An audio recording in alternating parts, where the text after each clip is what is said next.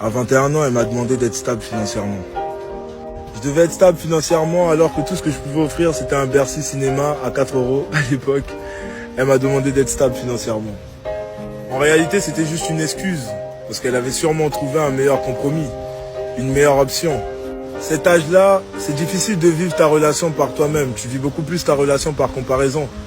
Ma copine, son mec fait ça, il a une voiture, il voyage. Donc facilement, t'es influençable et ça rentre dans ta tête. Parce que l'argument de la stabilité, pour moi, c'était une fuite élégante. Elle a juste voulu partir en beauté. Mais ce qui m'a saoulé, c'est qu'elle est revenue quelques mois plus tard. Et me dire qu'elle m'aime toujours. En réalité, c'est pas une confession. C'est un aveu de circonstance, en réalité.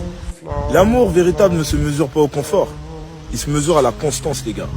Mais malheureusement, elle avait déjà choisi la fuite. Benda! À la fin, j'ai fini par la conseiller. La vie, c'est des choix, les gars.